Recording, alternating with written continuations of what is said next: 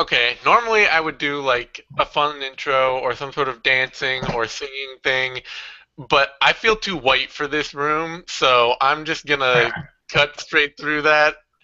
I don't want to set any bad precedents or anything like that. So welcome everyone to the Appropriating our culture.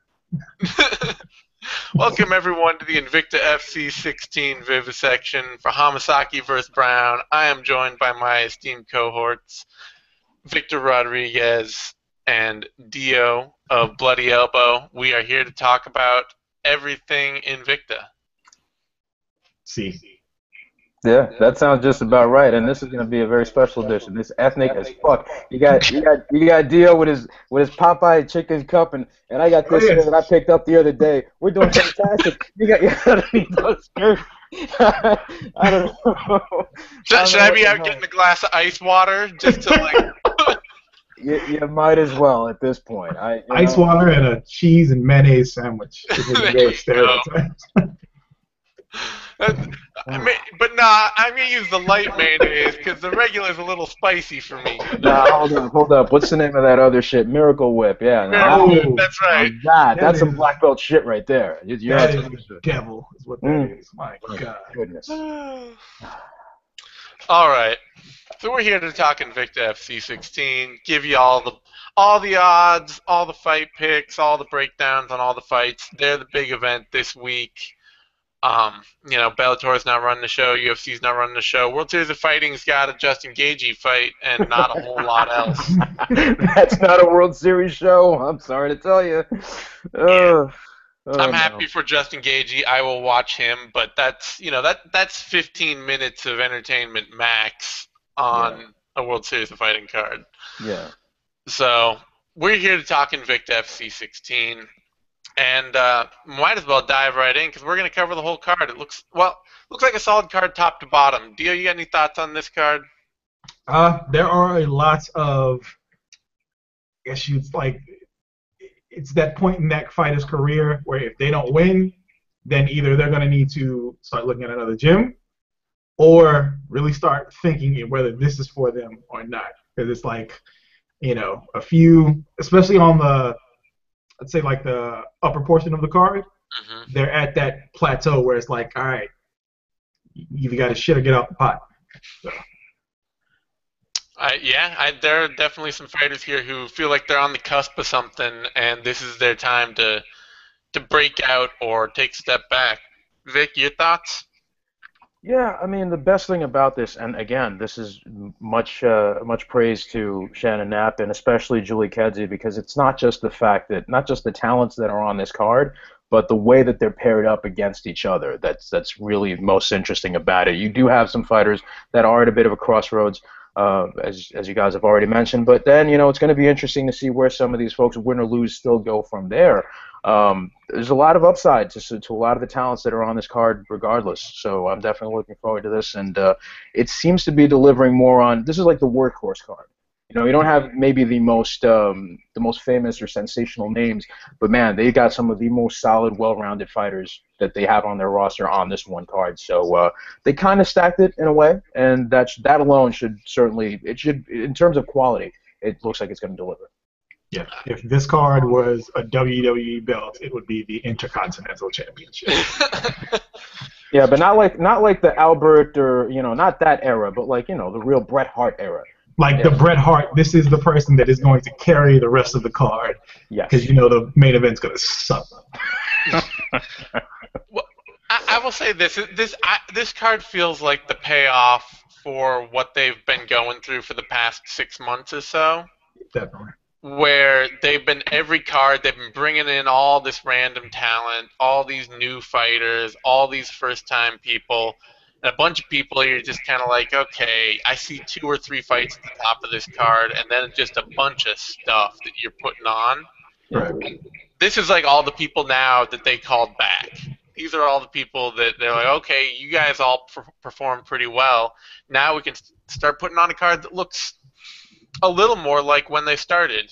Maybe doesn't have the big fight at the top or the couple fights, big fights at the top, but it's a card full of faces that have become more familiar, full of action fights, and that should be a little more like what they started out as rather than what they've been over the past 6 months to a year, where they've just been kind of putting on fights with whatever they could find. Yeah, I mean, this is a testament to them actually building divisions and bolstering things, which is, I mean, it's what they have to do. You know, nobody else is picking up that weight right now. And if Invicta, being basically the haven for women's MMA on a higher than average level, if they're not doing it, you know, you can't depend on Road FC or M1 to do it, unfortunately. You know, they've got other priorities. And the main priority for them is nationalistic pride. So, Road FC, that's also true. Yeah. Road FC, you're definitely going to get somebody just to come in to get beaten by South Koreans. So. Yeah, we're watch out for some echo. We're getting some bad echo, so one of you guys might want to mute off and on. We'll see. We're gonna play with that a little, but Dio especially is echoing, so it might be Vic that's causing the echo. Damn you, Vic. Yep.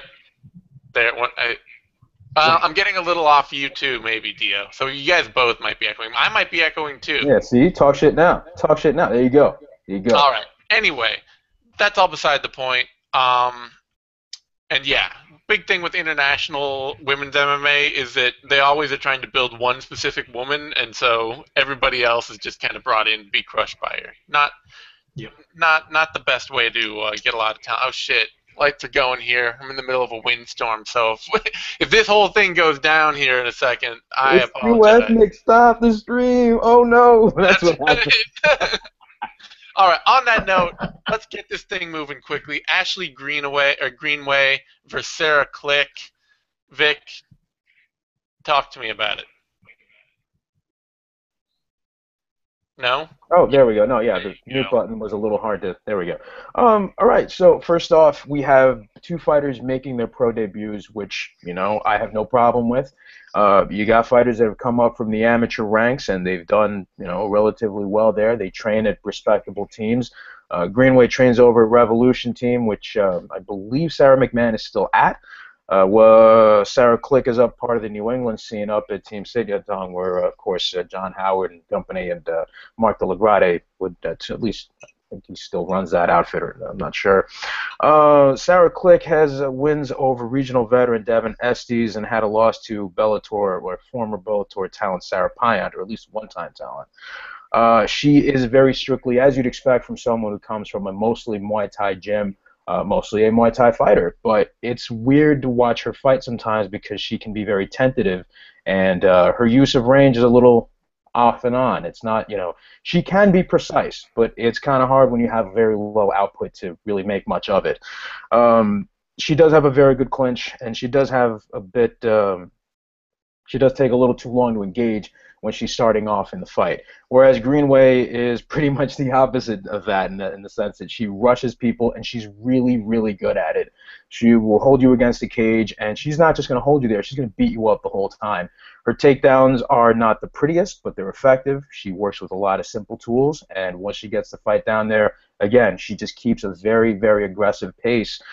She does have losses in her amateur career to Tisha Torres and J.J. Aldrich.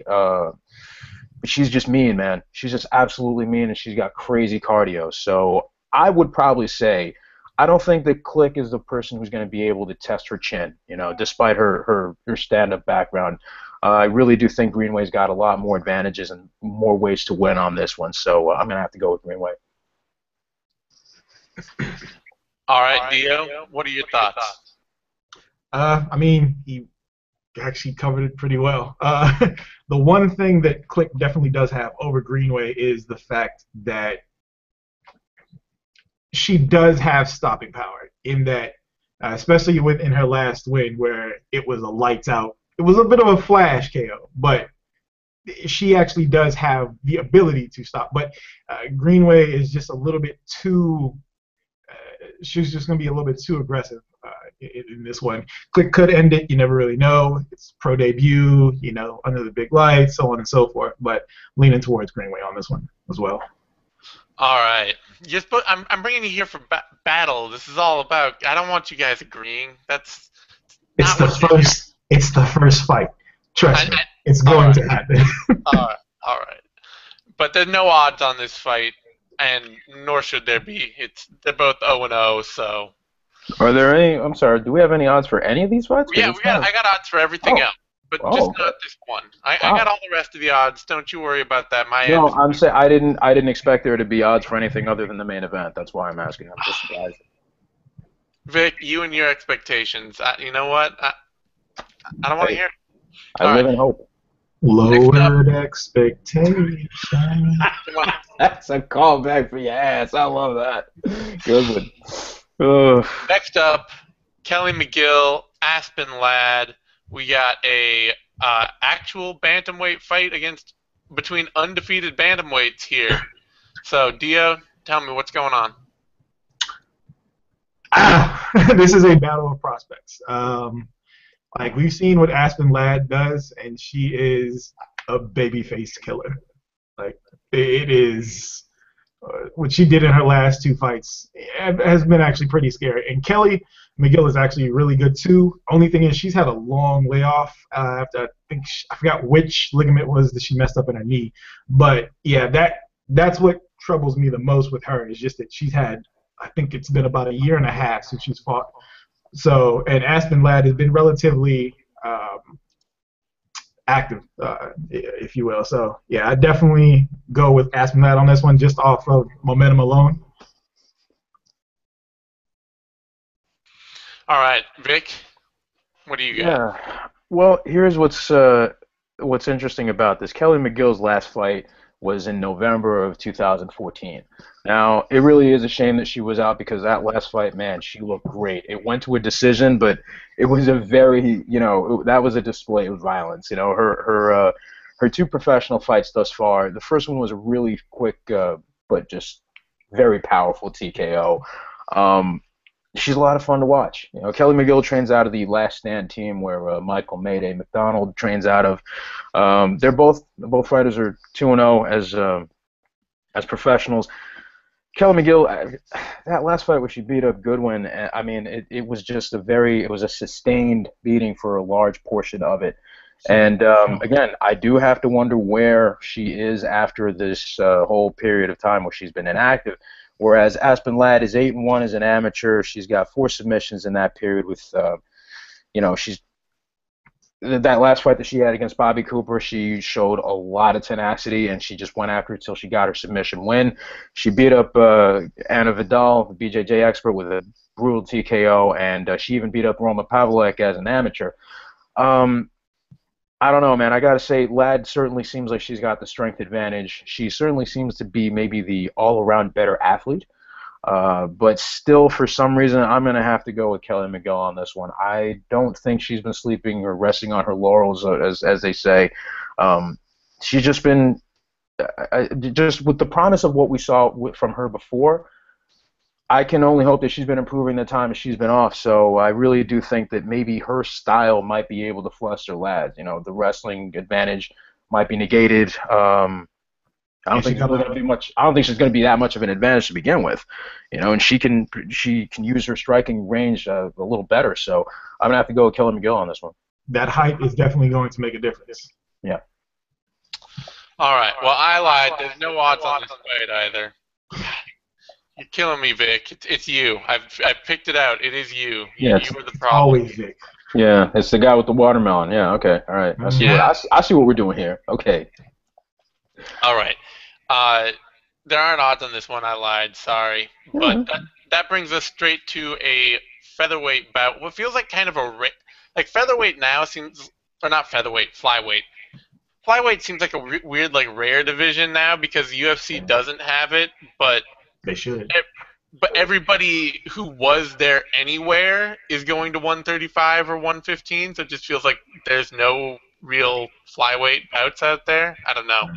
I'm always a little surprised when I see flyweight fights at this point. Well, Bellator just introduced the flyweight division for their promotion, but I don't know where that's going to go. It's a little too early to tell if that's going to pan out to anything. So yeah, it's not. All right, so that brings us to Andrea Lee, Sarah D'Alelio. Vic, talk us through it. Wow, Sarah D'Alelio, seasoned veteran, 1-1 as an amateur, 8-6 as a pro with 6 submissions on her record. She's got wins over some more established people like Colleen Schneider, Rocky Palui, Vanessa Porto, and Amanda Nunes. Problem is that she's lost to pretty much more of the elite or high-level fighters that she's faced. No shame in losing to people like Ronda Rousey or Julie Kedzie in her prime. She also does have losses to Shayna Baszler, Lauren Murphy, Tanya Evinger in that hit-or-miss period, and Rin Nakai. Great with her top pressure, very strong, very athletic. She's got a bit more positional awareness now than she did before, and she's kind of picking up the pieces, kind of having a bit of a late, not so much the same kind of late resurgence that Tanya Evinger has had, but she seems like she's really more or less rounded her game out in some of her more recent performances. Whereas you have Andrea Lee, who's just coming up in the game, man, and she is just doing tremendous, tremendous work.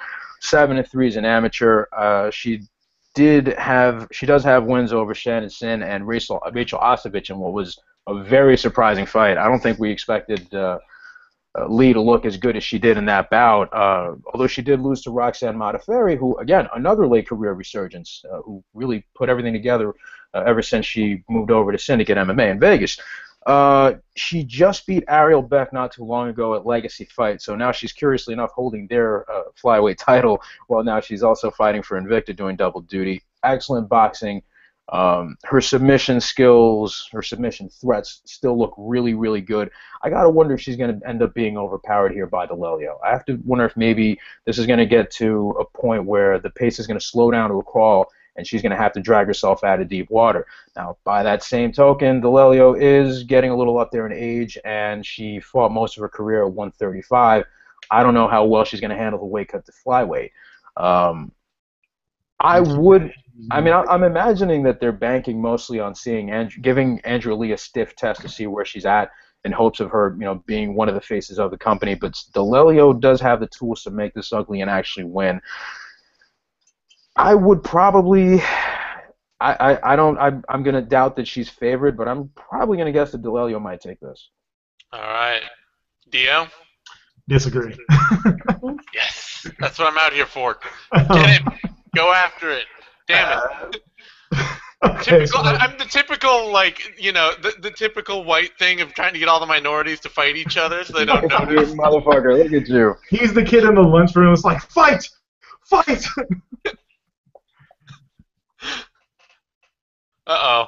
Oh, there he goes. Oh, there he is. You froze up. There You're we back. Okay, we're back. But, yeah, so I'm going with Andrea Lee on this one. Mainly, she is the far better athlete, and it's not even close. Delelio might actually have the strength. She may have a strength advantage, but that might be it. And even though she is probably a little bit more well-rounded, Lee is more versed in her specific disciplines at a higher level than Delelio probably has ever been. So definitely going to stick with Lee on this one. Her only loss is to K1 Modafferi. So, and that was more so of she had someone that is just a little bit too wily that also had, finally gotten a proper camp. So that was a little bit of too much too soon. And I think Delelio, being the, journeywoman that she is, I won't say that this is a showcase fight, but this is definitely the proper step up in competition that Lee needs in her progression. So. I would say just based on the fact that Sarah Delelio has beat Amanda Nunes, that tells me it's not like a showcase. Right. Delelio has legit wins, and she can go out there and put on a good show. And I think this might be a tough one for Lee, just because she needs to prove against somebody like Delelio, who's really tough, stupid tough. Right. And won't go away, that she can still work a decision. Other than submission losses to Ronda Rousey and Shayna Baszler, those are the only times Delelio has ever been stopped. Everybody else has had to beat her, take her the distance. So right. If Andrea Lee Andrea Lee will probably be in a fight where she has to fight for all 15 minutes and win. And I Nope. think that makes this a good tough test for her. The odds on this: Andrea Lee is favored -215. Sarah D'Amelio, the underdog, at +165. I think there's a little hype in those odds, but they're not bad. Definitely. I'm not mad. That's, Yeah. That brings us to Erica Tiburcio uh, versus Jin Yu Frey for a hot bout. Dio. The murder meatball versus one of the KOs heard around the world. So, I mean, what can you say? Tiburcio is just like a little cannonball. She just get in there, drive forward, and just keep the pressure the entire fight. Something that Frey, I don't think she's going to be able to handle it all that well. But Frey's also got that stopping power and far better striking than Tiburcio does. I think it's all going to come down to the pressure game, and Tiburcio is freaking great at that. We saw what she did to the Karate Hottie, and just essentially ran through her. But yeah, I'm going with the murder meatball. All right, Vic, what are your thoughts? Well, here's the curious thing about this. I remember when Tiburcio was first announced to fight in Invicta.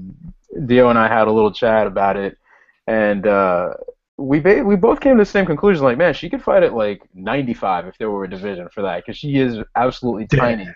And the funny thing is that she's that compact with her frame. She's a small fighter, but she's really good at using that in a way. I don't know how it was. Like, she actually managed. I want to say she cracked Watterson, but she got some really good shots that I didn't see coming there, and obviously Michelle didn't see him coming either. But point is, I have to wonder if that's going to be something that Jinyu Frey also falls for. I mean, she hit super hard. Jinyu Frey, we all saw her, and we've mentioned her before, immortalized forever with that Darla Harris KO with the left hand from hell, like Hellboy.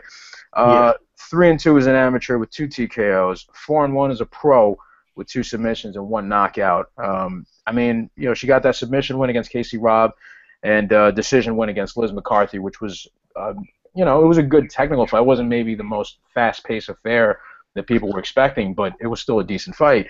Tiburcio's 9-3 is her overall record, and she does have losses to Claudia Gadelha and Yaka Hamasaki in her last fight, which is where she lost her title.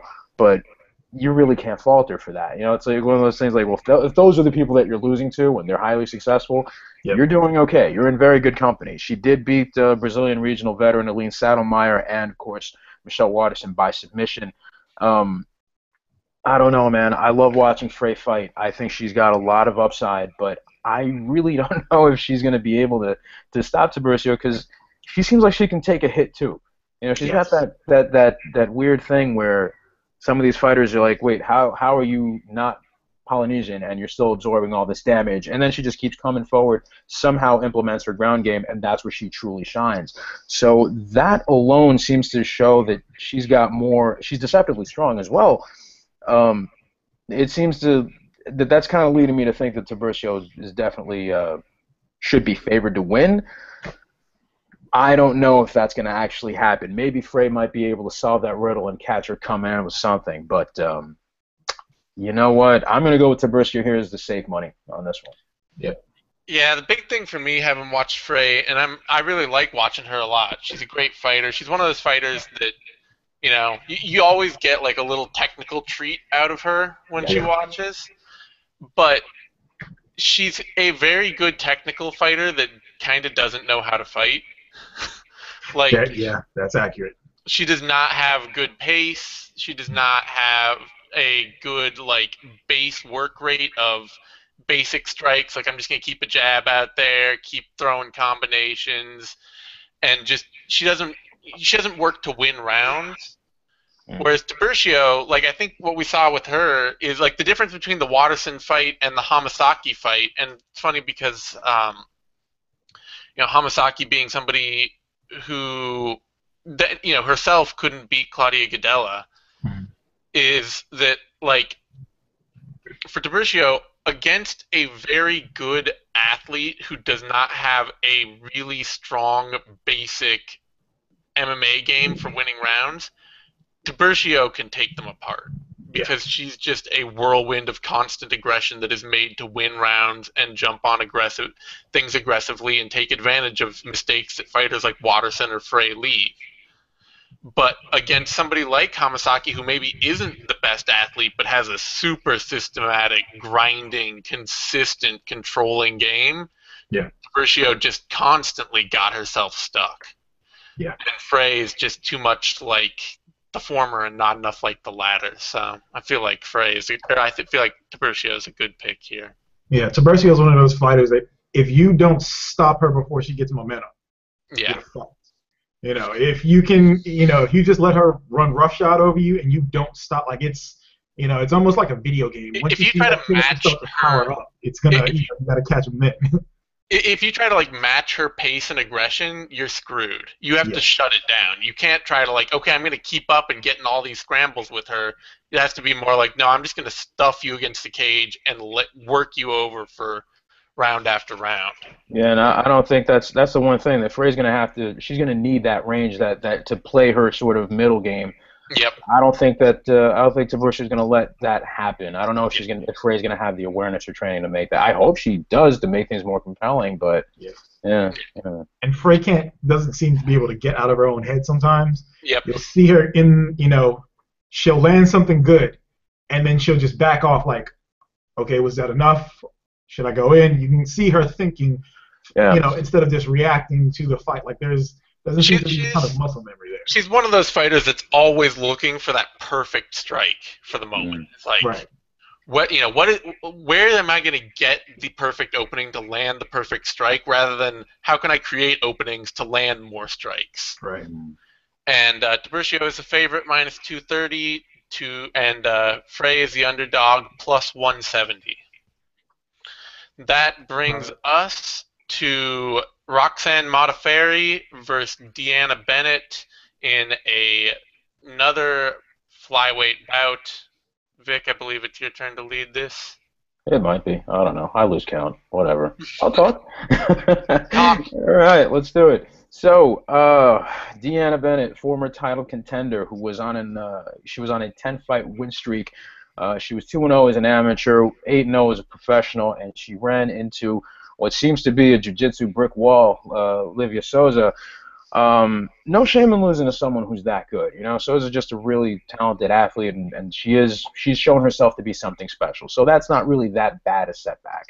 2 TKOs on her record, 2 submissions, and she's got wins on the regional circuit against Juliana Pena, Sharon Jacobson, and Jennifer Maya, as well as the loss to former champion Katja Kankampa.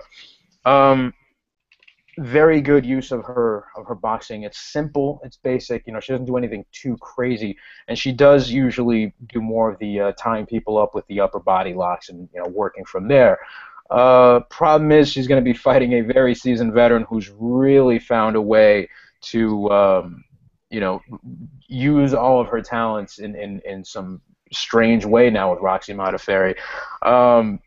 If you don't like Roxy, I think there may be something wrong with you. I mean, it's one thing for you not to, you know, like, well, I don't think that much of her as a fighter. Like, we can debate that all day long, but man, I tell you, if you don't respect the work ethic that she's put in to rebound the way she's been since leaving the UFC or since she was cut from the organization, man, I tell you, this is just, it's amazing. She's got an 18-12 record, 4 submissions, 2 TKOs. So yeah, look, she's not really known as a finisher, but she is talented. She's got everything together now in terms of her striking, in terms of her conditioning. She's looking a hell of a lot better. Is she perhaps a better athlete than Bennett? Maybe not, but she does seem to have finally picked up her striking to a point where she can at least compete or capitalize on some of the gaps that Bennett has in her defensive stand-up game, as well as when it comes to the grappling. I really have to favor Roxy. If it comes to her being off her back, it's going to be very, very interesting to see where things go from there. Modafferi started off in judo, and it kind of shows. Her head and arm throws are pretty much where her takedown game is mostly where it stems from. Not much in terms of offensive wrestling when it comes to like grabbing a single leg or double leg, anything like that. But once she gets top control, she's really good at capitalizing from the scarf hold position, and she's really good at shifting. She's not just going to stay in one spot and let someone try to go for a hip escape or something like that. She's going to try to improve position anytime she feels a twitch from her opponent. So I really do think that Roxy is not only controlling grappling, but just the fact that she seems like she's a little quicker on her feet and she's a lot more precise than Bennett. I think that's going to give her some really serious advantages here that's going to chip away little by little throughout the whole 3-round fight. All right, Dio, your thoughts? Actually, gotta agree with him on this one. K1 Modafferi is going to be. This is, I mean, I want to say it's her fight to lose, but definitely she is finally at that point where everything's starting to click. And she's got one of those records that when you look at it, you're like, oh, 18-12. Well, you know, she's been doing this since forever ago, and she's fought everybody that is anybody, essentially, in MMA. And, you know, basically back when there was one weight class and didn't matter whether you weighed 109 pounds, you know, 115, 125, everybody essentially fought at featherweight, you know, for the most part for a while. So a lot of those losses were to, you know, larger opponents. And the other thing, too, she just didn't have proper training in Japan. You know, she had, we've talked about it before in Japan, where everything is split. You have boxing, then you go to wrestling. Well, probably not even wrestling. You go to judo, then you go to grappling. That's it. Now that she's actually had, you know, one of the few, and that's the other thing, she's one of the few fighters, especially that were on the Japanese team, that's finally been like, look, this wasn't doing it for me over here. I can see that now. MMA has evolved.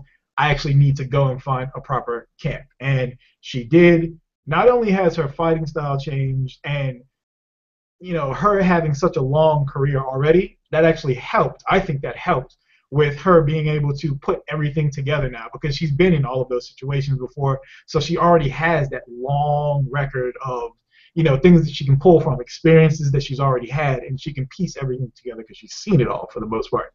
And, you know, not only that, but, you know, you can see that her body is changing, you know, just in the way that she's built. And, you know, usually you really can't teach athleticism. And she's actually, you know, been able to get far better over the past, you know, year or two. It leaps and bounds a difference. So, you know, Deanna Bennett is, you know, she's very good. You know, she's really good at a lot of things. But in this one, she's just, I think just Roxy is just going to have a little bit more as far as the experience goes. And Bennett kind of thrives in the arena where she can make the rhythm of the fight very weird.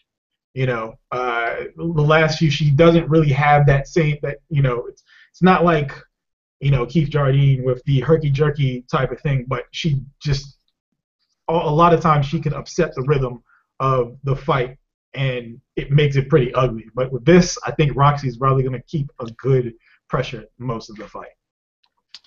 Yeah, I think my only worry here about this for Modafferi is that her wins lately, like, they're good, and she's looked a lot better, but they were like, you know, a Tara LaRosa that has been completely running. shot. Yeah, that should not have happened. No, I agree there. Yeah. And Andrea Lee, who's really inexperienced, and then Mariana Moraes, who is No, that was probably worse than the La Rosa fight in the sense that could not have happened, given that Moraes didn't really have any legitimate wins. But yeah, no, I mean the only real legit thing was Andrea Lee because of her striking at that point. And even in her loss against Vanessa Porto, she still looked pretty good. Yeah. Like she looks like that, you know. Like I say, I can tell that the improvements are there because you can see it even in a fight like the Vanessa Porto fight. But is Deanna Bennett going to be able to, you know, do what Vanessa Porto did and just sort of stay out ahead of her athletically and bully her the whole time enough to get a win? Right. That would be my concern.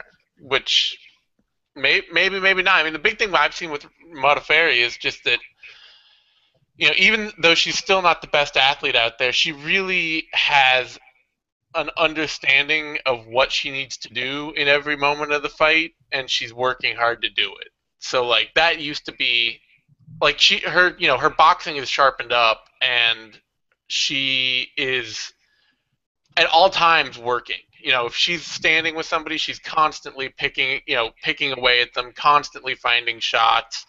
If she feels like she's getting hit, she'll find a way to get a takedown. She'll find a way to work in her grappling. She's finding the avenue everywhere now, where it used to be, I'm just going to try to dive in on a single leg and then look to pull guard. Right. The other thing too, so Bennett's last fight was at strawweight. Mm-hmm. This fight's back up at flyweight. Mm. So that jumping from class to class like that, even though it's a higher class, that always kind of causes a little bit of because Bennett always looked like shit on the scales at strawweight. So yeah, I mean it could be an improvement for her. It'll be interesting to see. The odds have Bennett highly favored, minus 245. Modafferi, the underdog, plus 175. Not enough love for the Happy Warrior from the betting public. I mean, MMA math, that's how it works. They're going to have to learn how to love her the hard way. Once they start going, oh, shit, I could have paid attention and put money on that. You still can. Yeah, you should. All right. That brings us to another bantamweight fight. Irene Aldana, Jessamine Duke. Dio, this is all you. Yes, it is. I've been unabashed about my love of Irene Aldana for a long time now, my Jaguar woman. I do love her. This is one of those fights where we were like, this is at that plateau where you're like, look, if I can't win here, I need to seriously rethink my career as a whole, whether it means going to another camp or whether it means this might not be for me. Jessamine Duke is not great. It's just is what it is. Poor fight IQ, does not understand how to use her gifts properly. Like to be as tall and rangy as she is, just has no concept of, reach at all. Thing that I worry about with Aldana is she does not do well with pressure, which we saw when she lost to Evinger, of course, and then also against Larissa Pacheco. They both share an opponent in Peggy. Was it Peggy Morgan? Oh. Right? Mm-hmm. Yeah. Yeah. And Duke beat Morgan up, which is but Aldana destroyed her. Like that was like she got nuked out of the water in that one. So I have to lean towards Aldana just because she has far more tools. The aggression, stopping power, the killer instinct.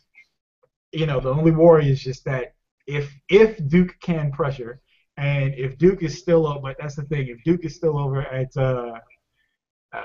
whichever camp Rousey's at. She's at CS. I CSW. think she spent more time at CSW.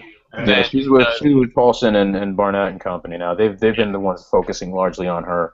Okay. Yeah. So yeah, that maybe because if she was still over there at Glendale, then it's just not. I'm not picking you at all unless your name is Rousey, and even then. Well, I mean the CSW record of bringing up women's MMA fighters is not great. It's a great gym that fosters a lot of women's MMA talent, but Colleen Schneider is probably the shining star of their circuit, and she's all right.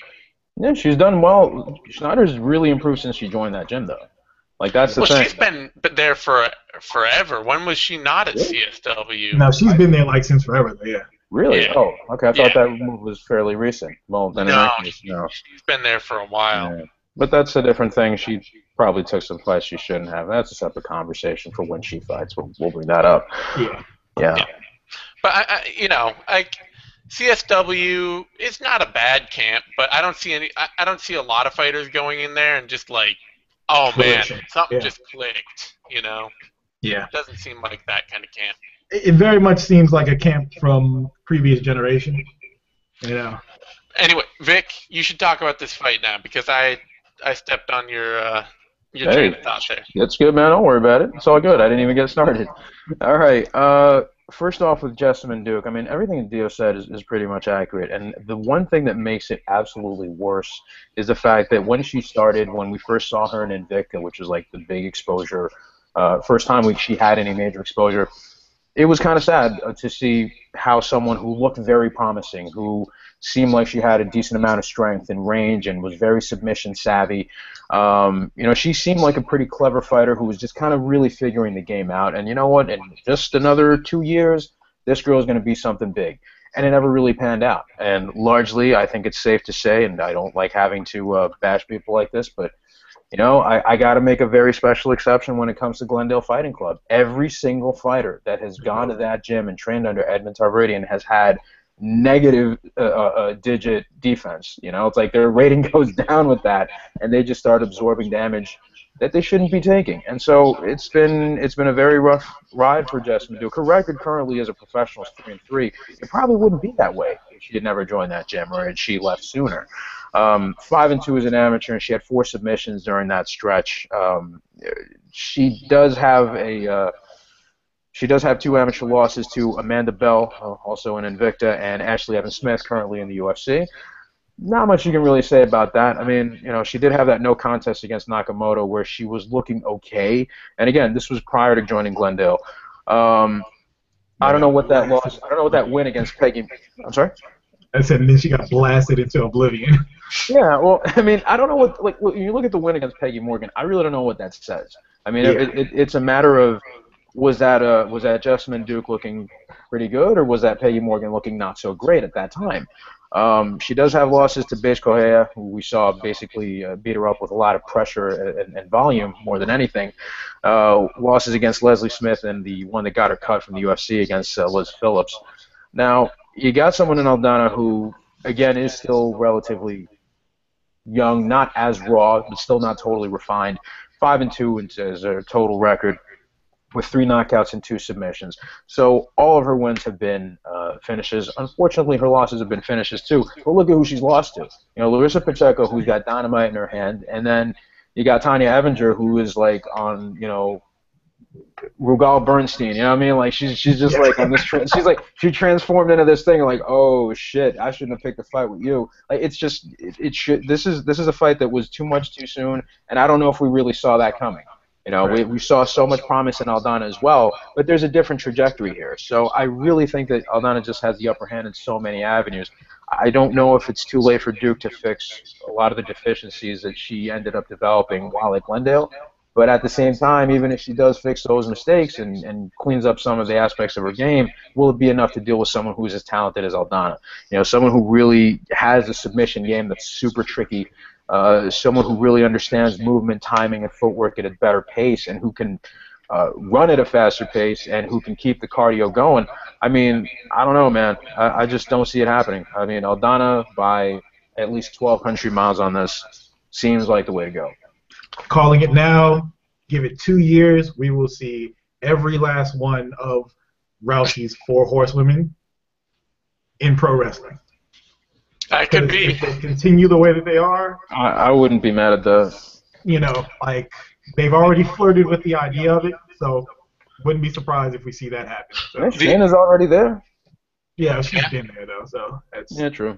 The other thing I'll add to this is that Aldana, I mean, at this point she does have more experience than Jessamine Duke, so she's actually the more experienced fighter between them.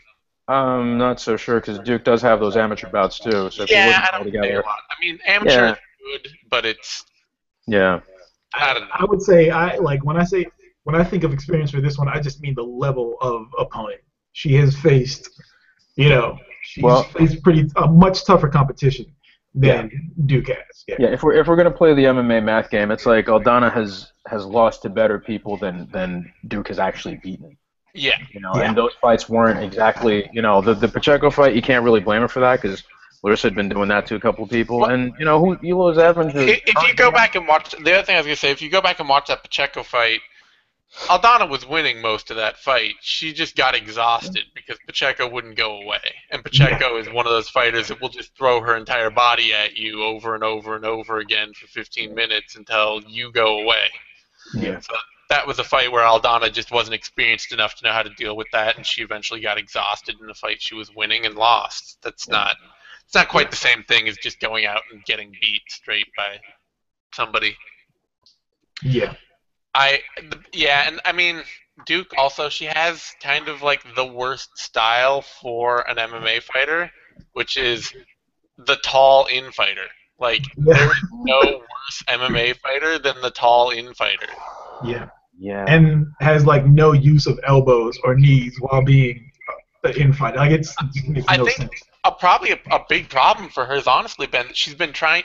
People have been maybe trying to turn her into an outfighter, Yeah. and she has no aptitude for it. Like No, a lot of tall people, like I mean, same thing happened to Stephen Struve. Stefan Struve, obviously, and also I'm trying to think what's his name, Luke Barnett, where he came into the UFC as this fun, grinding, cage clinching grappler and aggressive infighter, and they tried to turn him into an outfighter, and by the time he was getting cut, he was losing jab battles to Mark Munoz. Yeah. You know? Yeah, it's not just that. It's, when you bring someone into a boxing gym, it's someone who's basically only trained other boxers. You're not really going to get much emphasis on elbows and knees. It's just not going to happen. Yeah. But it's really hard for people with Duke's tall people in MMA. It's a really dicey proposition. There aren't that many that are that successful, honestly, when they're really tall for their division. Yeah. You're more looking for people who are short with huge arms. Yeah. The odds on this fight, Jessamine Duke, where are you? She is the underdog, plus 220. Irene Aldana, the favorite, minus 300. That, in fact, makes Aldana the biggest favorite on the card tonight. Sounds about right. And that brings us to next bout is Angela Hill, Stephanie Eggink, strawweight fight. Vic, what's your take? Man, this looks good. All right, Angela Hill, who is probably the most fun MMA follow on Twitter, or at least in the top 5. If you're not following her now on Twitter, if you don't use Twitter, open an account now just so you can follow her and DJ Khaled. 3-2 is a professional MMA fighter with 2 TKOs. 16-0 in her kickboxing record, which is kind of what brought her to the table, along with her bubbly personality and other attributes on The Ultimate Fighter. Now, she did have wins against Stephanie Skinner and Emily Kagan, and she totally ruined Hanukkah for Alita Gray in her last bout. Just showed another degree of power and athleticism. And not only that, but her striking seemed a lot cleaner and more precise than it had in some of her previous outings. She does have unanimous decision loss to Tisha Torres and the submission loss to Rose Namajunas, which is unfortunate. But look, this is what's going to happen when you have someone who's brought up largely as a kickboxer, starts to take up grappling a little later in life, and then gets sort of tossed into the deep end of a very talent-rich division that's more well-rounded than some of the other women's divisions. Probably the most well-rounded and talented women's division that we can think of. It's going to be a very, very tough uphill climb. And, Angela's been working really, really hard to do the best with what she's got. And it's sort of working for her. I don't know how she's going to be able to handle the grappling of Stephanie Eggink, who is definitely not a slouch in any aspect. She's got pretty good stand-up. She's got really grinding, strong wrestling style that can just, she just drags people down and starts working from there, and she does not quit once she's at that point. Stephanie Eggink is 3-1 as an amateur and 4-2 as a professional with 2 submissions. She does have a loss to one-time Bellator fighter Colleen Medeiros from the New England scene, as well as Katja Kankanpa, who is, we remember, and every time this needs to be brought up, man, Eggink was winning that fight. She was taking it to the champion the whole way, and she ended up getting caught in a submission very late in the fight. These are the things that will happen eventually in the sport, and you can't really fault her for that. Now, she has been off for a very long time. I believe she was pregnant So, hey, congratulations to her. She does have wins over Angela Magana by a triangle choke and Heather Jo Clark by decision. So that kind of speaks pretty well. She's been fighting people that are more experienced than her and thriving and doing really well. I just really think that Egink is going to probably implement her grappling in a manner that Hill won't be able to deal with it. I love Hill to death. I really hope that she'll be able to make a fight out of it and at least, kind of keep the clinch game a little more controlled and sort of be able to create the distance that she needs to pick her shots. But I really do think that Egink should be the smart money on this, so I'm going to go with her. All right, Dio, your thoughts? First off, let's never bring up Angela Magana if we don't have to ever again. Just please don't ever do that. Mm-hmm. Also, I have to share this. Mm-hmm. One of the best pre-weigh-in portraits that's ever happened in MMA. Just absolutely fantastic. That is amazing. That really is amazing. I like that. That is fucking fantastic. Absolutely beautiful work from Angela Hill there. Yes, Angela Hill, Esther Lynn, they did awesome on that. On this one, Vic covered it pretty well. I'm going to go with Hill on this one, just for the simple fact that Egink puts herself in some dumbass positions. Me and him have gone over, talked about this many a time before. Yeah. She puts herself into some positions where it's like, why would you even? How did you end up there? Like Egink is definitely the more well-rounded mixed martial artist. She has more experience, more cage time.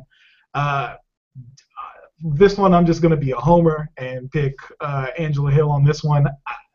If Egink is, if she is willing to test her stand-up against Hill, it's going to be a very short and violent night for her. So that's where I'm going with this one. Sorry, I had myself muted there. But yeah, I don't know. This is a tough one for me because I do think that Egink is one of those fighters that might be a little too aggressive for her own good at times. Like she has the ability to catch you with something awesome, but she also has the ability to put herself in a position where she's going to get hurt badly. Yeah. And that's going to be tough against Hill. I mean, Hill, you basically have to be on Hill's, I don't know, you have to kind of be at Hill's level athletically to beat her. You look at the people that have, and Rose Namajunas and Tisha Torres, they're about as good as athletes get in women's MMA. Yeah. And it's a tough fight. This is a tough one to pick, and I'm very split on it. I hope Hill wins because, God love her. She's awesome. Yeah. The odds on this one, Angela Hill is a slight favorite, -125. Egink, a slight underdog, -115. But that's basically dead even in the odds. So it is being treated as a coin flip fight. It's in this was supposed to be Grasso's fight before she was injured. Yeah, and that would have been a great fight too. Yeah, and but Hill's coming in on who's coming in on short notice? Hill. Okay. Yeah. I don't think that's really going to be too much of a thing because Hill seems to be the type of fighter that stays in shape all the time. Yeah. So I don't really think that's going to be much of an issue here. It's all, for me, it just all is going to come down to if Egink can have a game plan, stick to it, and not put herself, if she puts herself in that bad position, then it's, there you have it. So yeah, it's true. If she decides that she wants to strike or if she can't find a takedown, she gets caught up against the cage or something like that, then she's in trouble. All right, and that brings us to the co-main event, Vanessa Porto, Jennifer Maia.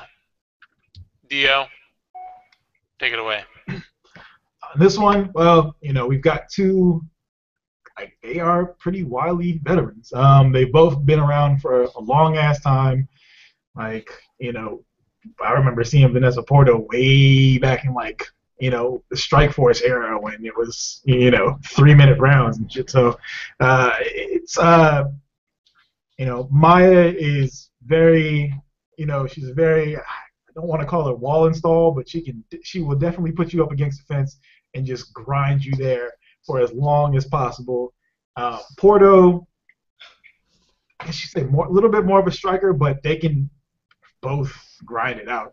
This one's one that I would have to flip a coin on this one also. I'm going to go with Porto. Maya can definitely. We've got a dog. I'm getting attacked. She grabbed my arm and she was trying to run off with it. Amazing. Yeah, she does. Yeah, so I would lean towards Porto on this one. Maya can definitely make it an ugly fight. And I think this one is going to end up being a long, drawn-out, ugly fest of grinding. So, but I'm still going to lean towards Porto. All right, Vic, your thoughts? Just for a little bit of context to something Dio mentioned here, Porto has been fighting since 2005. Maya's been fighting since 2009. That's probably explained. I mean, usually you don't see fighters that are that active on the women's circuit in some instances, but these two have been they've been busy. Maya's 12-4 as a professional. Porto 18-6.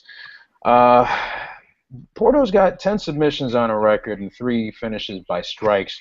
Her last loss was actually 2013, where she took on Barb Honchak and lost by unanimous decision. As Honchak does have a lot of those on her record. Yeah. But since then, she's beat Zoila Frausto, Anna Maria, and Roxanne Modafferi in her last bout, which was April of last year. Oh man, she's had quite the career. She's got a lot of names that she's beaten, and really just been able to make really good fighters look not that great.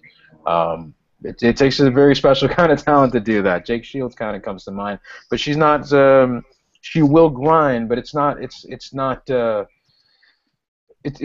stalling as much as it is, sort of looking for the right shot. I guess it's not. It's the good kind of walls, though. But that's the thing. Wall and brawl. Yeah, wall and brawl. I guess that's a thing.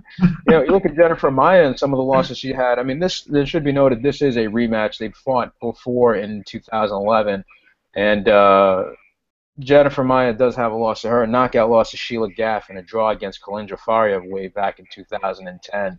Her record's been largely, again, just a lot of. She has maybe less bigger names on her record that she's beaten, but.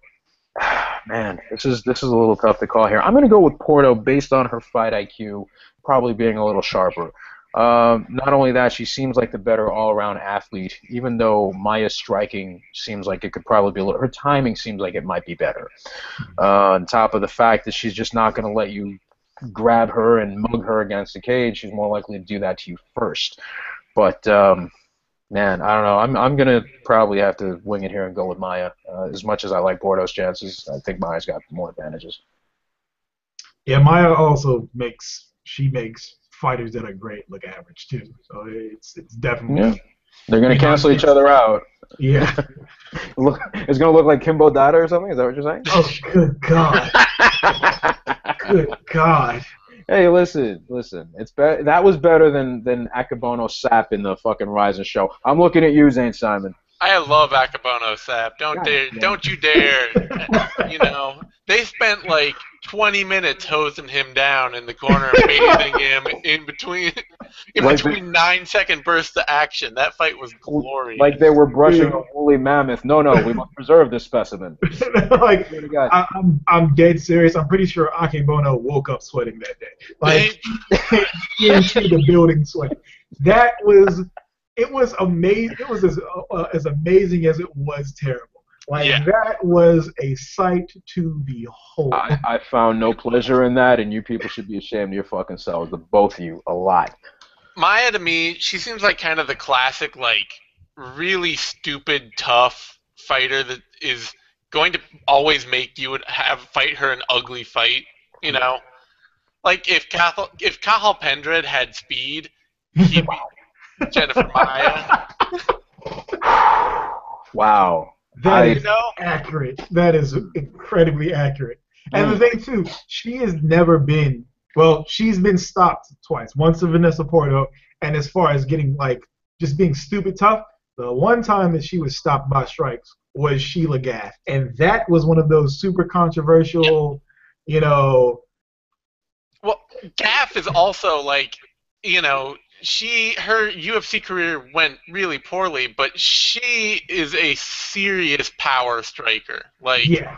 that is all she does. Is she just throws, bombs out of her pocket. Like insanely powerful for, not just a woman, but for her size. Yeah. Like, and they weren't just like kind of sort of knockouts. Like some poor chick that was wearing I forgot her name, but she had like the Bruce Lee Kill Bill yellow outfit. Oh, the yellow tracksuit, yeah. She got laid the fuck out. So yeah.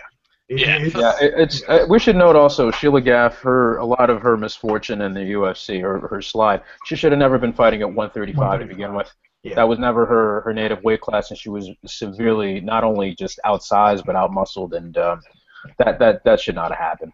Yeah, no. Yeah, I wouldn't be surprised if Sheila Gaff were able to make her way back to the UFC in the future at 115. But that aside, Maya is she's tough, and she's going to grind you and push you around and make a fight dirty. And Porto is kind of like, she's a great athlete, but it's always seemed like she fights like a great athlete in spurts, where it'll be like, she's obviously like super fast and hits hard and has all these tools, but some fights you see and she'll just show up and just be totally outclassed. Yeah. Just get absolutely worked over at random, and I never quite know exactly what to expect out of Porto, except that she's going to show up and put on, usually she's going to make you have to work hard to beat her because she is such a good athlete. And one of the other things too that we've even in some of her wins, she doesn't look great. Like you said, when she has spurts, like when she was fighting a completely bombed out and depleted Tara LaRosa, it was that brief moment in the beginning of the fight where she landed a shot and it was like, holy shit, and then she just completely stepped off the gas. Yep. Which made no sense because, one, we all knew where Tara LaRosa was in her career and in her durability, and the rest of it was just like, you're not really trying here. You're not, the finish is basically there for you if you want it, but you just kind of, chasing yourself. Yeah. That makes this tough because Maya is both the kind of fighter that Porto can beat, but it's also the kind of fighter that she's tended to lose to, like Barb Honchak, Sarah D'Alelio, Roxanne Modafferi, women that can just like put on a consistent pace and get on her and stay after her round after round. I don't know. With Porto, we just never really know which Porto is going to show up. It's true. The odds on this have Vanessa Porto is minus 175, Jennifer Maya plus 135. So close odds, but Porto is slight favorite. That brings us to the main event, finally. The, let's see, this is the strawweight? Atomweight title fight. There we go. The atomweight title fight, Ayaka Hamasaki versus Amber Brown. Vic, go for it. All right, very, very interesting matchup, and it's a little more than what it seems like on the surface. Now, on the one hand, you've got fit NHB product Amber Brown fighting out in New Mexico with all of her fights as a professional, no amateur bouts, 6-1, 3 submissions, and 1 TKO. Her lone loss was a submission loss to Emi Fujino, and that was the bout that she had in Japan, obviously. Currently on a 4-fight win streak where she beat up Kikuyo Ishikawa by armbar, Liz McCarthy by split decision, Catherine Costigan by submission. That was a really fun fight. And Shino Van Hoosen, her last bout, by submission. Now, outside of the fact that, unfortunately, she should not have been fighting Shino Van Hoosen to begin with, I believe that was a late replacement deal. I'll refresh my memory here. Yeah. Was that what it was? Okay. Yeah. I'm not really going to fault her too much for that. It is what it is. So she's got a rather limited record, and she's taking on a very established veteran. Here's the problem. How established are we talking here? Hamasaki, I'm just going to look at some of the names here and where these people are now. Seo Ham, who's currently in the UFC. Mizuki Inoue, who we've seen in Invicta, and she is immensely talented. By the way, I should mention, she beat Seo Ham twice. Lacey Shuckman, who we've seen in Invicta as well, and Emi Fujino, who beat Amber Brown. The only loss that we've seen Hamasaki take was against Claudia Gadelha. Again, that was an Invicta back in 2013. So we're dealing with someone who has got a lot of wins against, or she's got a handful of wins against really top of the line fighters in that weight class, or at least at the weight class she was at that time at 115. So now at 105, she doesn't seem to have suffered anybody dropping down, or the weight cut does not seem to have affected her in a major manner. Man, I mean, it would be pretty interesting. It would be a major surprise if Amber Brown won this fight. I can see her doing so with a lot of implementing her wrestling and sort of controlling the pace, but I don't know if she's going to be able to do that. Hamasaki has pretty decent defensive grappling as well. She's also really good at turning the tables in terms of pressure and turning people around on the cage when they think that they've got her controlled. Not only that, but her submission game seems to be a lot better than Amber Brown. She's been training longer than Amber. She's been fighting longer than her. I just don't see how I just don't see how she loses it. The only thing that's going to be a major question mark here is this going to be a boring fight?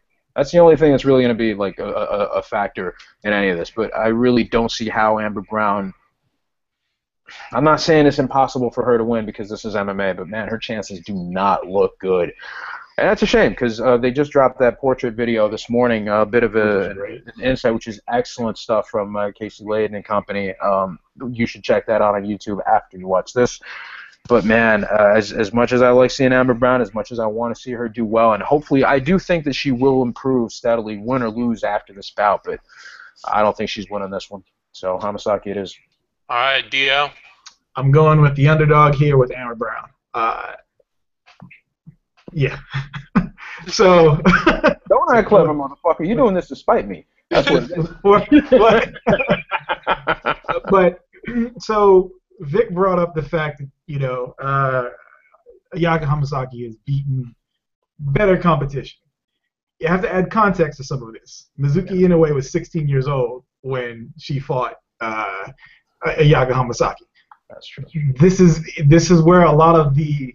And not just that, this happened in Jules. And in Jules, they had a pretty limited rule set, no elbows on the ground. I think it was just in December that most of the Japanese promotions switched over to even having elbows to grounded opponents. So even with Seo Hee-ham, she beat her twice, but this was back kind of in that little stretch with Seo Hee-ham where she was just kind of floating all over the place.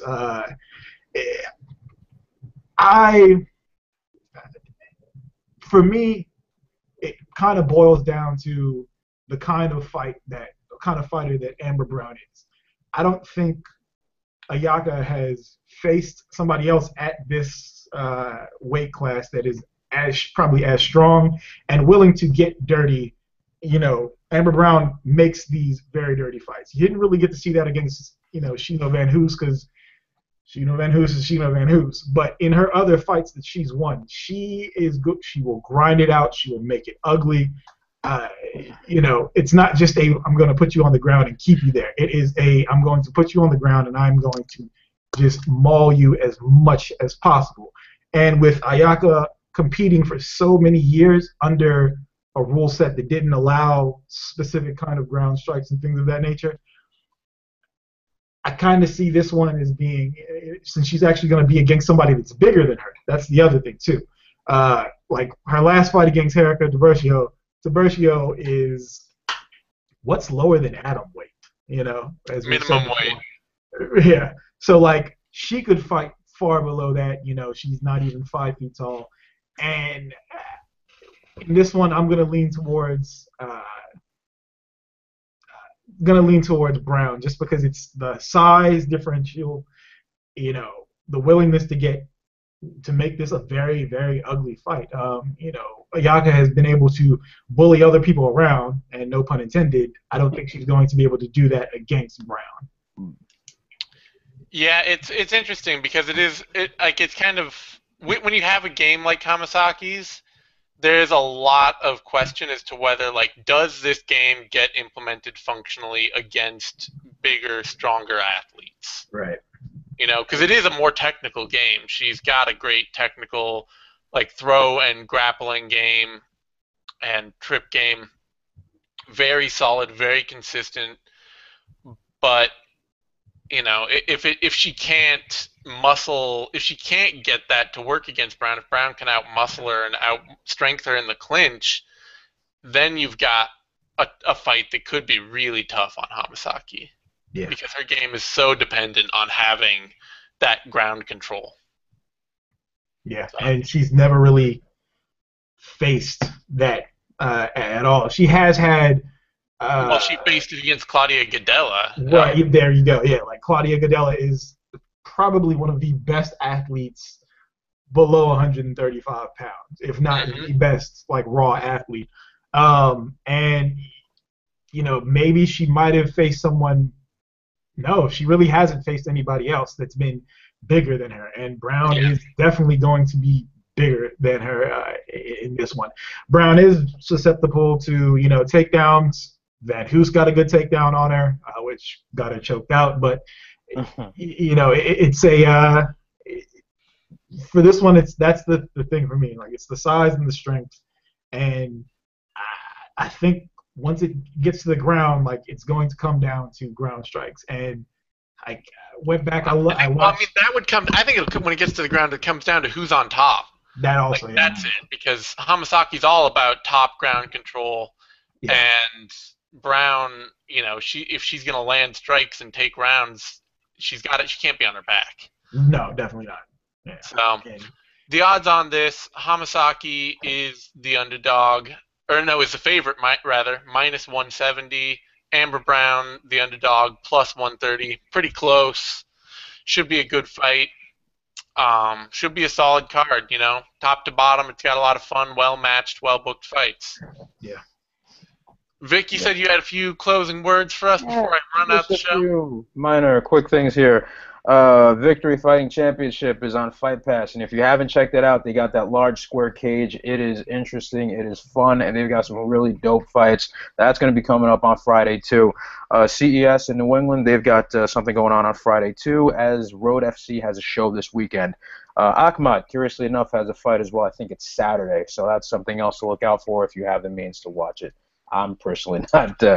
I don't know if I'm going to look that up to watch it live, but certainly after the fact, because they got some very promising up-and-coming guys, despite the people that run it. And just a bit of a quick shout-out to Three Amigos Podcast, the most fun MMA podcast that you may not be listening to, and you need to fix that shit right now, because they are fun. And also, a good shout-out to my buddy Josh Vogel, slothreport.com. Get some jiu-jitsu in your life, you filthy bastards. Get off your couch. Learn some jiu-jitsu. It's good for your ass. And also, finally, Balance Studios has opened up a new spot in Fishtown, so congratulations to them. And, yeah, I'm done. All right. On that note, you can find me on Twitter at DZaneSimon. You can find Dio on Twitter at I'mJustDio. You can find Vic on Twitter at VicMRodriguez. You can find us on Bloody Elbow in our various capacities, although Dio these days is just... You'll only see him trolling if he's there. Oh, my God, do I ever. Yeah. Oh, but it's the best kind of trolling. I dig the fuck out of it. That's great. Oh, and Vic, next time, if you're going to go on a spiel like that again, I'm going to need you to have a banner behind you with your face and all of your sponsors and shit like Fighters Do Some Cheap Just Win. I'm surprised you didn't thank Jesus. Hold up. You got to hold up a can or something. Right. Like, you got to have your Reebok fight kit gear and shit on next time. So that's right. I'd just be standing here with a giant box full of Trojans. I mean, what, you know, shit. On that note, give us a like if you enjoyed this video. Subscribe to MMANation.com. That's DOTCOM over on YouTube. That's where you get all the rest of our shows and all that. I do not want these two to talk for even a half second more on film. So thanks, everyone, for joining us. We'll see you next time.